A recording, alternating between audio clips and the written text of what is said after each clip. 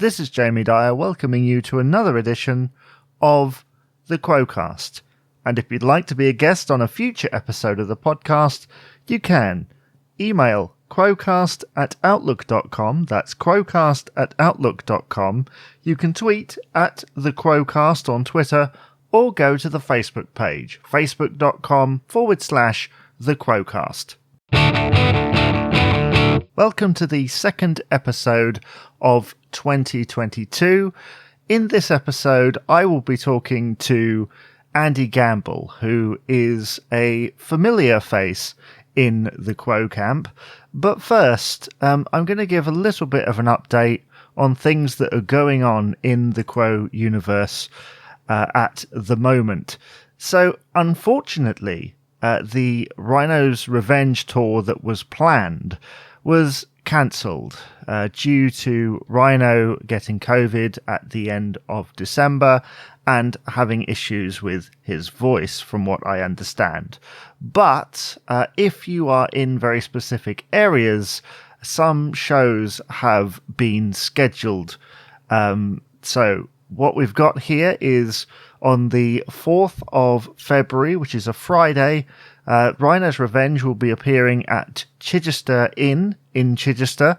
I'm very excited about that. Hopefully I can get along to that gig, because I haven't seen Rhino's Revenge before, so that is literally on my doorstep. I'm across the way in Bognor Regis. So the next day, on February 5th, they are at the Cryer Arts Theatre in, excuse me if I say this incorrectly, Carshalton, and Sunday, February 6th at the Half Moon, Putney, which I am told that one is a matinee performance. So yeah, that is Rhino's Revenge. It's worth noting as well that Rhino's Revenge's own Jim Kirkpatrick will open all shows with a solo set. From what I can see from Chichester, those tickets are £15. So basically, you're getting two acts for that price, which I think is an absolute bargain. I can't wait to go. That is a very intimate venue in Chichester. I've even played there a couple of times as a musician. That is such an intimate venue, and it's sure to be a rocking evening. Are you going to any of the gigs? Do let me know on socials, etc. And another news item from the last few weeks or so is that John Coghlan will be hanging up the drumsticks. Here is the statement. After an incredible career spanning 60 years, former Status Quo drummer John Coghlan has finally decided to hang up his drumsticks. John and his band, John Coghlan's Quo, will be playing a series of dates this year, giving fans the opportunity to see John on stage for the last time. So this is the list of dates for John Coghlan's Quo Farewell Tour 2022. On the 5th of February, they will begin the tour at Leo's Red Lion in Gravesend. Then they'll be off to Bilston to play at Robin 2. Then we have the following venues: Norden Farm Arts Centre in Maidenhead, Trading Boundaries, Fletching, East Sussex, Butlins Minehead, Black Prince in Northampton, The Stables in Milton Keynes, The Brook in Southampton, the Half Moon in Putney, STMS Festival in Tanworth in Arden, Solihull, West End Centre in Aldershot, Wedgwood Rooms in Portsmouth, and finally on the 24th of September he will be playing at the Quo Convention at Butlins in Minehead. Those are the venues for John Coghlan's Quo Farewell Tour 2022. And you can find out more information, specific dates, ticket details at facebook.com/John Coghlan Official. I am very sad to read that he will be retiring from performing. I got the chance to see him in 2013. It was an amazing experience. Maybe I'll get to the Quo convention. Are you going to the Quo convention? Are you going to any of these dates? Do let me know. So without further ado, here is my chat with Andy Gamble.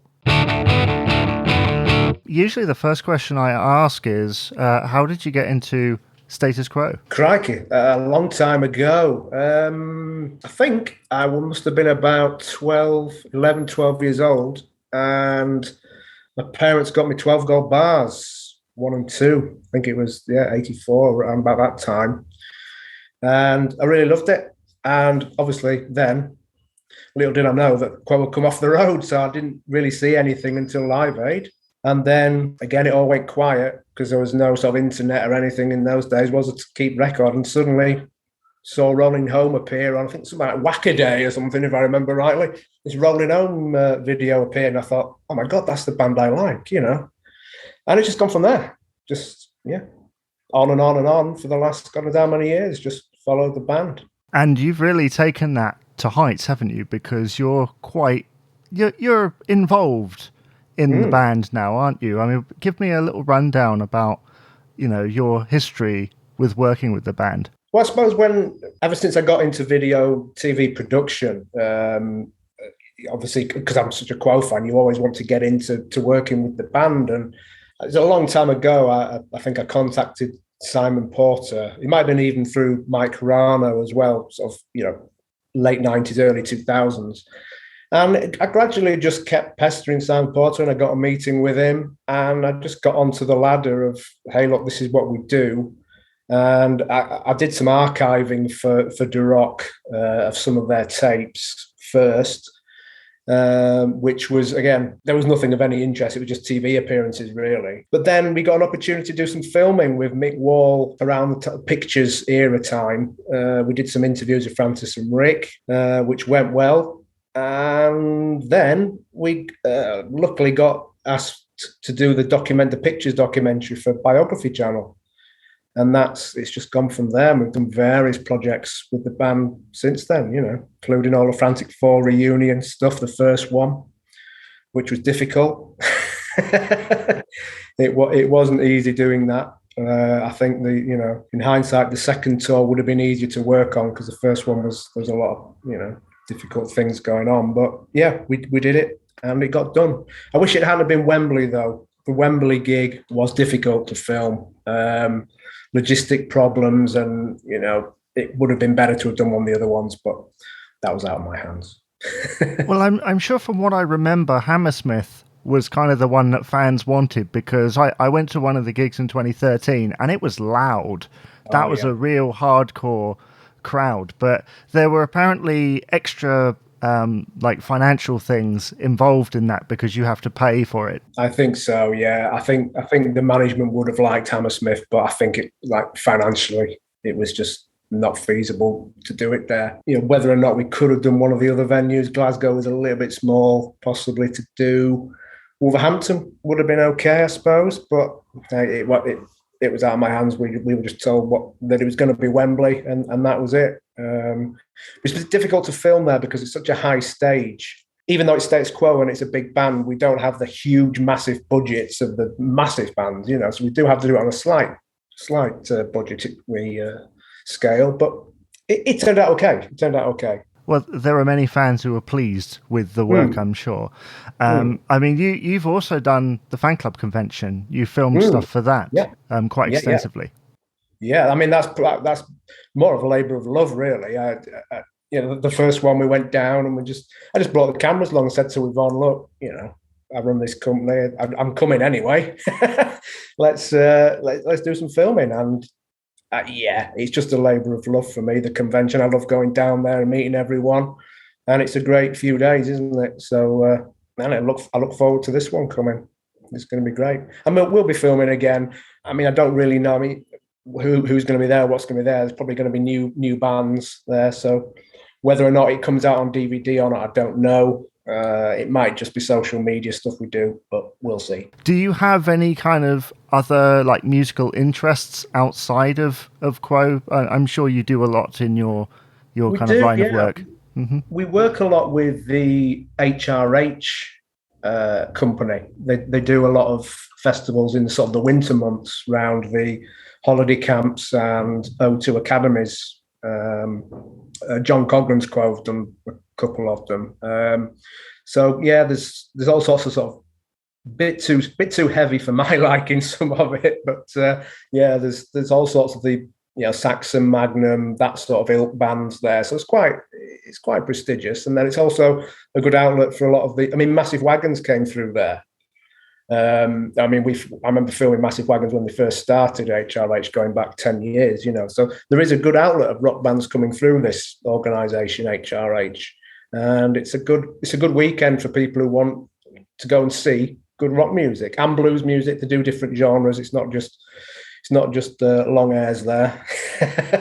There's all sorts of people. So it's a good weekend. So we do a lot for them. Excellent. Well, are we allowed to talk about rescued recordings? Well, I imagine so. Rescued recordings was, myself and Luke Hargreaves a few years ago. We just, as you know, all collectors collect bootlegs, don't they, and audience recordings, and I did the same when I was young. Got the cassettes, we just thought it was a way of the Facebook community and all the Quo fans together, just to get the best recordings we could, and also try and raise money for charity. I'd sort of handle the CD side of things, and there's downloads. Luke does the downloads, and then we just raise a bit of money, and we've raised for Shona Smile. I think we've raised £7,000 or £8,000 in the last 3 years, which is amazing, really. People like it, and we keep doing it. But again, I must emphasise it's purely a closed group thing. It's a donation to charity. There's no for sale things going on here, and that's Rescued Recordings, and it's taken off. And I think we've got 2,000 members now, something like that, and it's still growing. But a lot of it was Luke's idea, because we saw the Glasgow Apollo one, and he came to me, and we just put our heads together and we just did it, and it's taking off. Was there any confusion from the management at first for this type of thing? I don't know. No. I don't know if the management know about it at all. I didn't, because it was a closed group and it's a collector's thing only. I haven't approached it, and I don't think, to be honest with you, that they would mind it. Well, I mean, considering what has gone on to the deluxe albums, was there any more material out there? Or do you know about that type of thing? Like, how much material hasn't been released? Quite a bit, more than fans think. I think over the last, again, I've got to be, things are in discussion at the moment, so I've got to be a bit careful what I say, but there is more out there than people think. I can say that there's definitely the Hammersmith 1979 show that was fully recorded on 24 track that's never been released. So things like that. There are a lot of live recordings that have never come out. Studio stuff, again, lots of demos, few unreleased tracks. So it's there's some gems. Unfortunately, as you know, or may not know, Quo's archive is in an absolute mess. It really is. There's been no one over the last 40 years really taking care of it. And it's, I've been trying to do it for the last 10 years, trying to build an ultimate catalogue of audio and video recordings. But again, it's still, a lot of it's in the people own, third party own these things, and trying to find them and locate them has been very difficult, especially the early 70s stuff. It's gone, unfortunately, all that stuff, apart from the masters. There's no studio stuff unless someone's got them in their garage somewhere. I mean, I do talk to people like Pip and Mike Paxman and people like that. They've got a few things which have given me. So let's just see what happens, Jamie. Do you think perhaps that is that's a business decision, right? They might be a bit wary about releasing some of this stuff because it doesn't sell enough units, interest. Like, for example, I've heard rumours, I don't know fully, but I've heard rumours that there are some stuff from the mid-90s floating around, sort of demos and studio stuff. When you look at the way that those albums of that period were received, you might think, well, there's no point releasing that because people didn't like what was put out. Do you know what I mean? I do. Yeah. I mean, as much as I like all eras of the band, I do appreciate that the biggest market is going to be for the 70s and 80s stuff, really, isn't it? I appreciate that.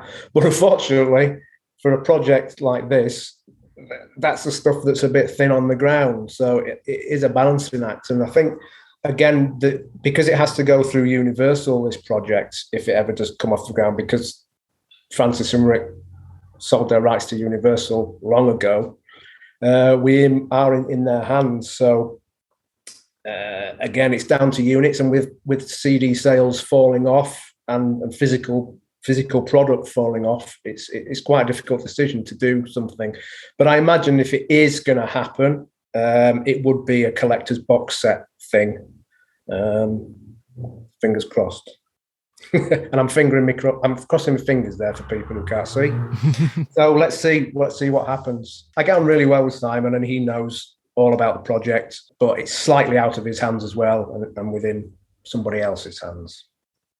But there's a lot of stuff and I'd love all the fans to hear it. There's a lot of material, especially sort of from the 80s and 90s, which I suppose you might turn around and say, well, I don't really want that, but there's a lot. I think the issue with the 80s is that sometimes what can be perceived as overproduction perhaps spoils people's memories of it. You go and listen back to stuff and you've got the gated drums, the really kind of thick 80s bass, and the obvious thing being all the keyboards as well. And right. Perhaps if some of that stuff was remixed, you'd have a different vibe about it. Possibly so, yeah. I mean, it's I suppose that's different projects, isn't it? Remixing the actual albums from the master multi-tracks is a different story, really. I mean, John Eden did a great job of rocking over the world. If you can't stand the heat and whatever you want do exist in multi-track form, I don't think there's anything before Rocking Over the World that still exists in multi-track form, unfortunately. But there is albums after that. I've got all the studio tapes of the back-to-back sessions in Montserrat, and it's great just hearing the band just playing, in that famous old studio. There's a few unreleased tracks as well kicking about from all these eras. So as I said, let's just hope that we get the green light to get this project off the ground. I'm sure you can't say too much, but is that before, like, are those tapes before it was sent into production, or is that the kind of the finished product? No, they're the actual studio tapes. So there's alternate takes of tracks. So it's not the master album. It's actual studio tapes. So that's where the gems lie.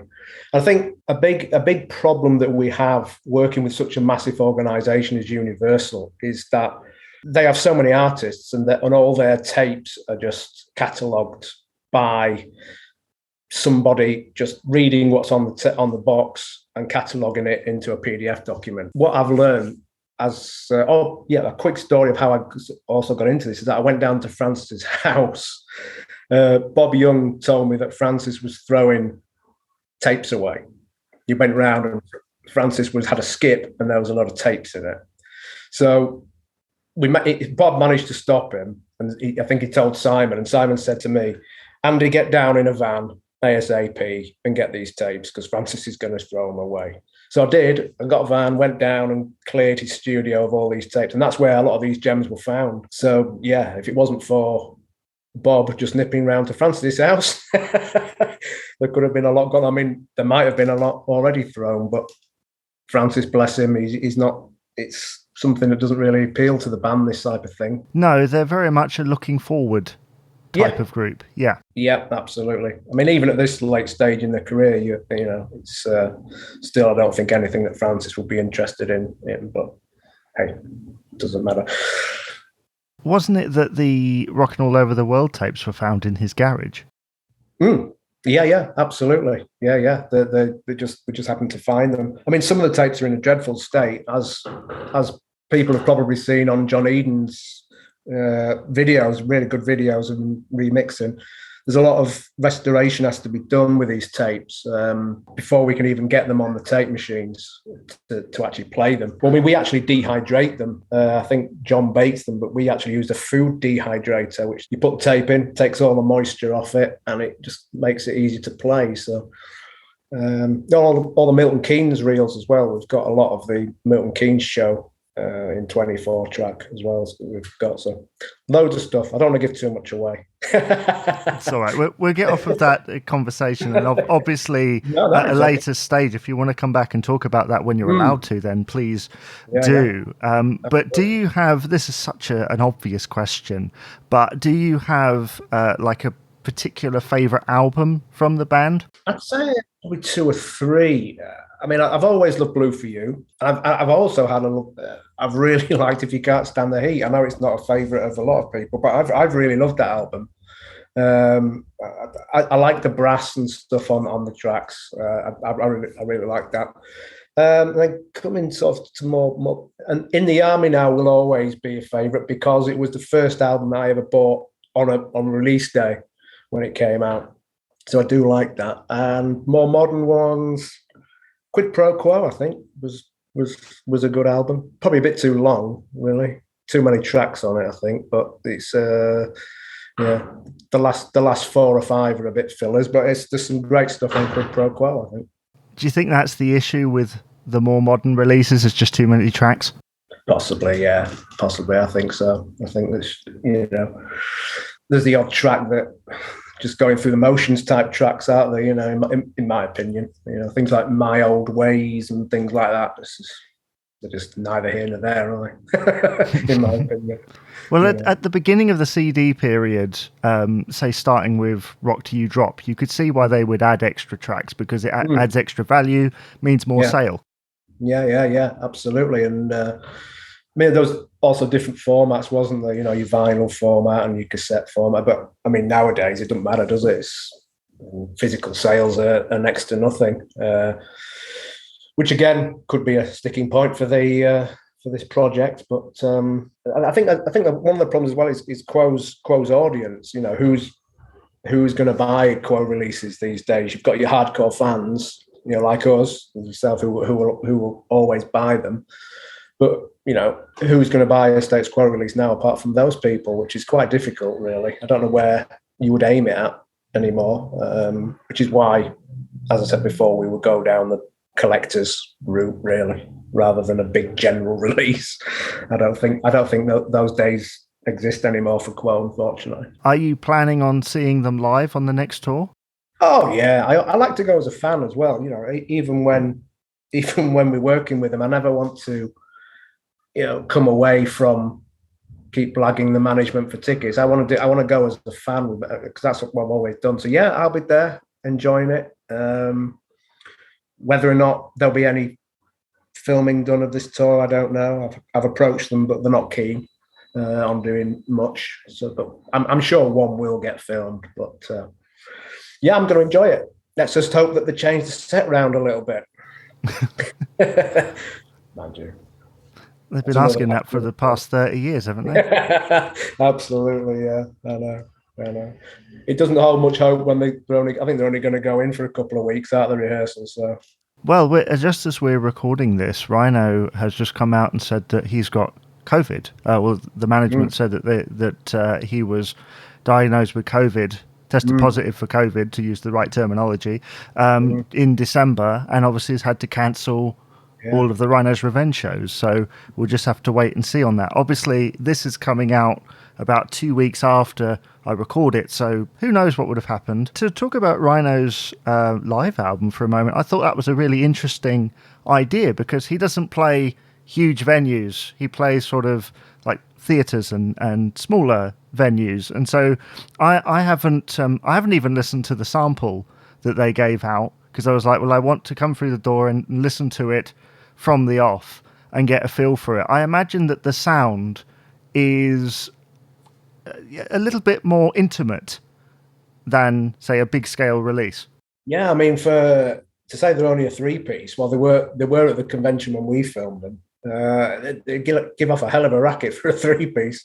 Really, really good and really tight. And Jim's amazing guitar player anyway, isn't he? So I really like the band. I think they do a great job of two-way traffic as well. I think it's superb. And yeah, hopefully get well soon, Rhino, and let's hope that it doesn't affect the Quo tour and the Quo rehearsals. So I'm sure they're all itching to get out, aren't they? Especially Leon and Richie. Crikey, I bet they can't wait to get back on stage. Well, I know that Leon's been touring with Middle Night Men and perhaps a couple of other things. He's always busy. I think he's possibly the busiest member of the band at the moment. Absolutely, yeah. It's a funny little story, actually. The studio that we used to do all the transfers of the multi-tracks, the guy who runs it actually went to college with Leon. So I sort of roll in with all these 24-track tapes, and he looks at the label, says, "Well, yeah, I know the guy. That's Leon." Yeah. So I think he's done a bit of recording there actually in Leeds, Leon, on some of his releases. Yeah, I think so. I think he's been all over the place. The amount of places and bands he's played in is quite phenomenal. Have you been to see any tribute bands? What, Quo tribute bands or just general? Quo ones, I say I've seen a few. Going to the conventions, I was up at the Scottish one recently, and Big Fat Mama, the Swedish guys, just blew everyone else away. To be honest with you, they were absolutely fantastic. And Status Quo, of course, we did their DVD for them from the convention last year or year before, whenever it was. I think you had Ray on here, didn't you? I did, yeah. Yeah. So we did their DVD. They're great as well, aren't they? They're superb, playing all those different album tracks. It's I think I'd like to pop the DVD in Francis's hand and just say, look, this is what tribute bands are doing. There's no reason why you can't do it. Well, I know when I had Ray on, I know that the podcast was praised after that because he was going into kind of the technical side of things. He seemed to go into a much greater level of detail, and I know that fans on the outside would perhaps be very I don't know, kind of puzzled by the fact that the music sounds so simple and yet there's a lot going on inside it. Yeah, absolutely. I mean, it's like the way they start the set with Hard Time. It's I don't think that's an easy song to play, but I mean the way they do it seems so effortless. I think they must spend a lot of time in rehearsals getting these tracks, because they're spot on, aren't they, as well? I mean, I don't know if you've seen the DVD, but some of these album tracks are superb. Lonely Man and things like that. In fact, they were going to leave Lonely Man off, if I remember right. I had to bully them to put it on. It was fantastic. I think sometimes the musicians are a little bit precious about the odd little bum note here and there, but people lapped it up on the night. I remember that particular convention was amazing, and hopefully the DVD does the band justice. Apart from the lights, if you're the lighting man from Minehead, you did a terrible job on that. It took about 15 minutes for him to get the front lights on, but anyway. And of course, unlike a Quo release, that wouldn't have been overdubbed. That would have been as it was heard. No, it was mixed. Yeah, I mean, I don't. That was, you'll have to ask Ray that. All the audio was sent to Ray, and they did a job on it. So I imagine there might have been a little overdub here and there, because they are quite they do want it spot on, those boys, and rightly so. Well, I know sometimes when you go and listen to various versions of things, certainly in what I call the Quo universe, you listen to two live versions from the same gig, and there's always like a little difference or a little sound, and you think, oh, they've overdubbed or done something there. Yeah. I think the thing that comes to mind, obviously it's 30 years this year since the Radio 1 gig that became Live Alive Quo, and I want to say that two versions of that gig came out, one on the original album and one for live at the BBC. And I think the sound on it is slightly different on both of them. Possibly. I mean, without knowing where looking at the list of Universal's masters, that there are different mixes sort of available. So without knowing where they got it from, it's difficult to say whether it was remixed or just tweaked or whatever. But I think I've got the masters of that show as well. The Live Alive Sutton Park gig. But I mean, whether or not these will ever get remixed is probably not, to be honest with you. I mean, I don't know the sales figures for the deluxe editions, so I can't really comment, but I can't imagine they're that high to warrant bothering redoing them, really, to be honest with you. Especially after they've all been done as deluxe editions. I don't think they'll come out again. And yet I thought the Rock to You Drop Deluxe was superb. There was a mix of live and all the tracks that hadn't been included on the previous enhanced edition. Yeah, absolutely. I mean, again, I've got all the reels I've got the 4 live shows in their entirety. So that's, again, something that we put into Universal to put these out. Otherwise, they're just going to sit on a shelf. And unfortunately, there's nothing I can do about it. I can't put them out because they're owned by Universal. So, which I think Simon, in fairness to him, he does appreciate that, the fact that while we still can, and while us Quo fans are still here and relatively sane of mind, that we can buy these things and they can at least make some money. I mean, I think we've got to appreciate that Status Quo are at a level now where, they're not a massive selling band anymore. For record releases. So that's why we have to go down this box route. As I said before, repeating myself, we have to go down this box set route. So let's fingers crossed. I mean, there's always going to be other kind of more in-depth releases like we had with Alan Lancaster's Bombers. There's always going to be those kind of things that sidestep, because they wouldn't have been owned by that big company. It would, I think they sat in Alan's back room or something, didn't they? Yeah. I mean, we're getting into a whole ream of one of the big problems with Quo is the fact that different people own different things. As we know, there's been fallouts along the way, so it's quite difficult for a project like Status Quo to get everything in one place. Other people have got their own ideas of what they want to do, rightly or wrongly. That's not a decision I can make, and it's not. But I mean, I think Jason's did a great job of getting that Bombers album out. That was superb. I think he needs to press a few more though, because it seems to be some people are selling them for extortionate prices on eBay, aren't they, at the moment? Well, that's what tends to happen. I know the Live at the BBC box set suffers the same fate, because it was originally a certain price and now it's like 4 times. Yeah. I mean, I remember buying that, but yes. It's amazing, isn't it? But I wouldn't mind seeing the sales figures for all of deluxe editions. I mean, especially something like Famous in the Last Century or something like that. I mean, how many did that sell? Did you buy one? Was there one? Was there a deluxe edition for that album? Yeah. There might even not have been, might there? Famous in the Last Century.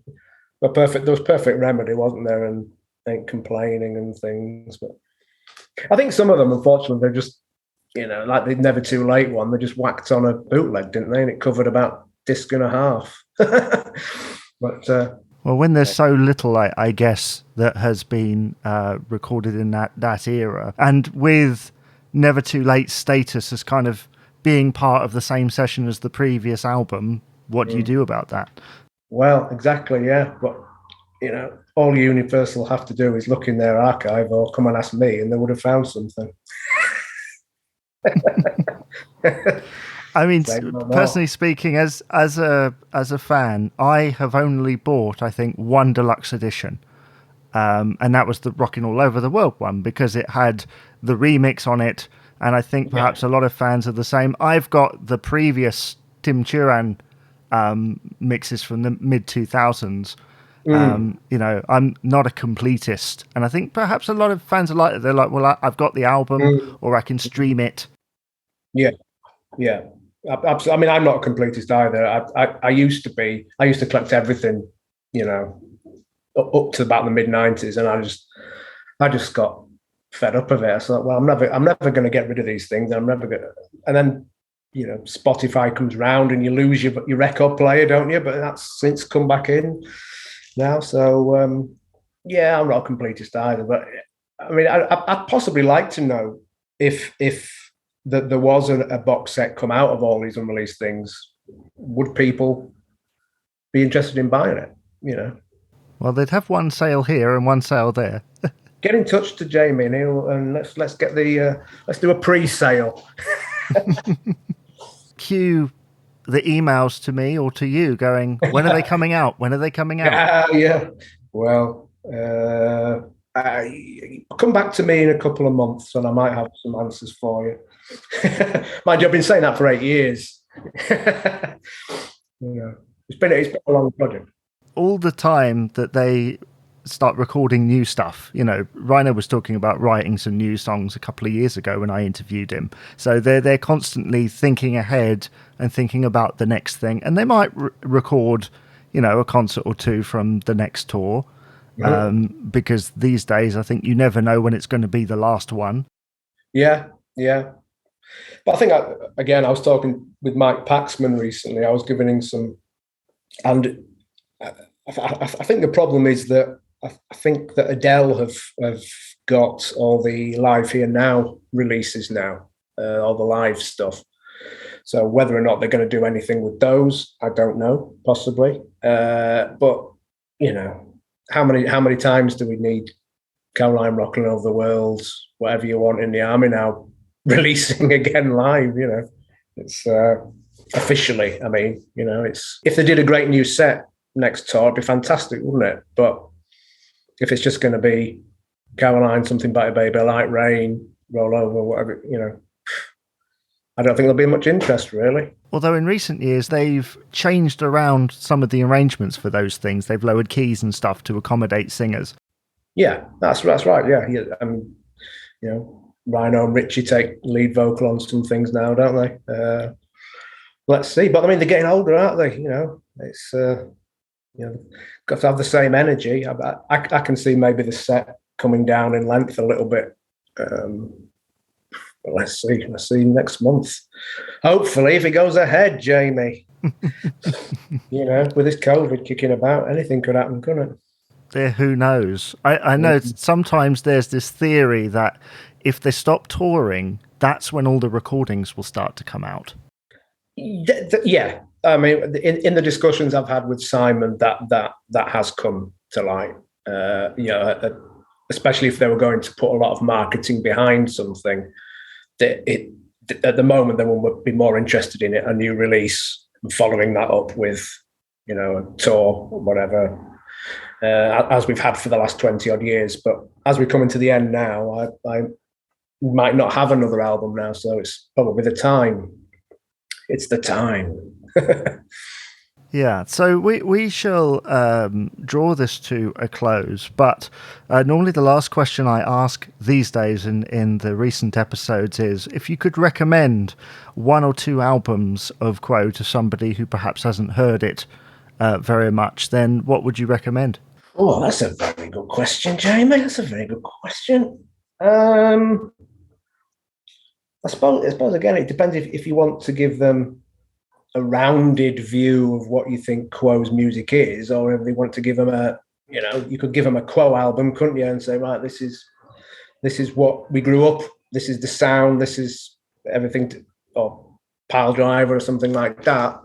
Then if you wanted to give them a more rounded view of some of the other flavors that Quo do, you could give them something like, I don't know, thinking now, Fourth Chord album. That's got quite a lot of varied material on it, hasn't it? Writing from all the band members on that album. Or Rock Teardrop. Yeah, Rock Teardrop is sort of in the middle there because the production perhaps occasionally lets it down, but the energy is there. Yeah. I could probably say about 15 albums, to be honest with you, Jamie. I could say Dog or Two Head as well, because I love that. I'm a Quo fan, so with the exception of 4 albums, I like. I mean, I don't particularly dislike one album. There's great things on all albums, and there's rubbish on all albums. I fall in that camp. I'm not one of these people that says, right, everything after that era is pathetic and everything before that's great. It's not right, is it? There's great things on all albums. That is a very true statement, in my opinion. Thank you, Andy, for being on the podcast today. You're welcome. Thanks a lot, Jamie. Thanks for having me. So I'd like to take this opportunity to thank Andy Gamble for being a guest on the podcast today, and also hopefully he will come back in a few weeks to talk more about working with the Frantic Four on that first Frantic Four reunion tour and lots of other things as well.